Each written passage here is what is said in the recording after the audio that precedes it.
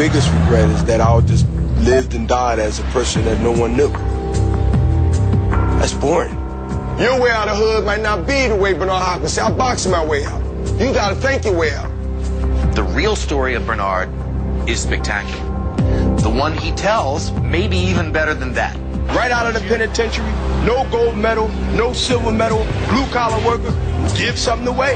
You had to kill me for it. The guy was a bad kid. I didn't care. I want what you got, give it to me, I'm taking it. I've been arrested about 30-plus times.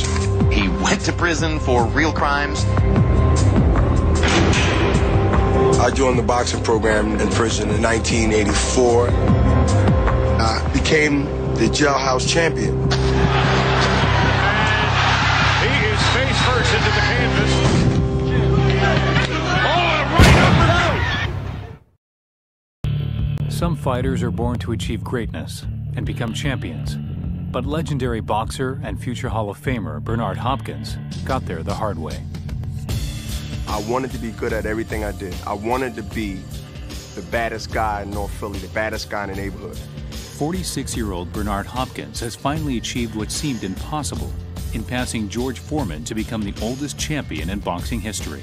To have the experience which you have to live to have and have to go through things, that's my advantage. This is Animated Boxing. Bernard Hopkins. I always go back to where I came from. Everybody in my family can fight, including my sisters. My mother was never boxed, but I seen her throw some good left hooks every now and then. Born and raised in one of Philadelphia's most dangerous neighborhoods, Hopkins honed his survival skills there and wears his North Philly battle scars as a badge of honor. I was known as being a street fighter, and I had a few amateur fights young.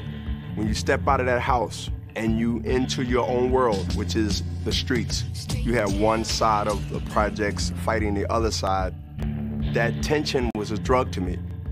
I seen people shot and I walked over them, or I seen people get robbed and we looked the other way, or we ran because we was younger. I seen how the lambs in the neighborhood, the less aggressive people, was treated. The wolf and the aggressive person had the respect. He had the girls, he had the respect of the other guys. So how can I be on the other side? It started recklessly from there. When I was 15 years old, I got into a fight. You're in the same area, you're in the same neighborhood. It's not hard to find you. Well, he stabbed me 2 times. Knives and guns were the tools of the trade in North Philly, but Hopkins' weapon of choice was his air of intimidation and brute strength. And I've been stabbed 2 more times by 2 different people. If I didn't jump back, it's a natural reaction. Guy got a knife, pokes it at you, you jump back. The tip fell short of my heart. Punctured lung, I believe I had, but it was more of a badge of honor that somehow you escaped death.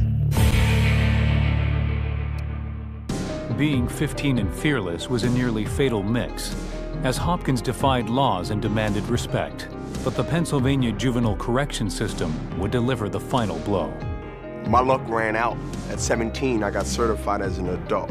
And that's when high school quickly became the University of Greater Falls State Penitentiary. Hopkins was sentenced to 18 years in prison for strong-armed robbery. When I went to prison, it took a year and a half for me to even think about boxing. My name had traveled from the streets to the penitentiary. I went right into that survival mode. You trust no one. In jail, nothing is free. You can buy anything in jail, from sex, clothes, drugs. If you want a knife, they got things that they can make knives out of. The littlest instrument can be the deadliest thing to your life. Yeah, I've seen people get stabbed in the neck for TV because the guy came up and he turned the station, or he accidentally stepped over the plug and the plug came out and something good was on. A guy named Michael Wilson, AKA Smokey Wilson, became my trainer. Trainers are inmates. The trainers is nobody from the streets. These are older guys that know boxing by watching TV, or at one time they boxed before. So they match everybody up. Everything becomes a little city of competition. Once I got involved in boxing again and got that love back for it, I became one of the top fighters in the 38 penitentiaries from Philadelphia to Pittsburgh. And they had a system where you would go to other jails and actually box other inmates. I don't want to box this guy, he's bigger than me. You can't say that in penitentiary. It's like there's no crying in baseball. You can't say that you don't want to fight nobody in prison. You have to scrap up and fight. And other inmates followed me as a hero. I became their champion. But when he was released in 1988, it was his setbacks in the ring that would ultimately create a champion. In 1988, I was in a halfway house for 9 months. And I wanted to box because I had it in my blood. I was training for the last 2 years. I got the love back for it. I started training harder. And they set a fight up for me. I lost the first fight. It was a 4-rounder. I lost to a guy that's in the record books right now named Clinton Mitchell. And from 89 to 90, I didn't box at all. 90 was a transition to either go back to prison or continue boxing. After his first professional loss, Hopkins did not return to the ring until 1990. He poured his soul into training and went on to score 22 victories before losing in 1993 to Roy Jones Jr. In 1995, Hopkins began his 10-year reign as middleweight champion of the world, winning 20 consecutive bouts. I had a fight where I got rid of a guy in 21 seconds, and I got the name The Executioner, and then I had to get the outfit, I had to get the look, because when you have a date with The Executioner, there's a chance you can wind up like Kelly Pavlik, and no matter what happens in the heat of battle, I have the power and ability to be able to change it. Jean Pascal was a fight where youth got whipped by experience. And when you're reckless, you'll win a lot of fights, because when you're young, you're very brave. When you're young, you don't worry about looking across the street when you cross left and right. But when you're old, you get a little smarter. You look across maybe 3 or 4 times. You don't have to love him, but you must respect him.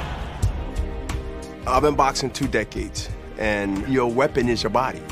And for me to be 46 years old, a lot of athletes would love to have been in the position where they can do things at this level and this stage of their life. You were a great fighter at 36, but you weren't this exciting at 36. When the legacy is laid out, I'll sit back and enjoy the rest of my life trying to see who come close. The Bernard Hopkins legacy is one of tenacity, ambition, and success against all odds. As long as I'm asked what I want to be remembered by, Bernard Hopkins, he might not have been perfect. He did a lot of things that's bad, but he had courage.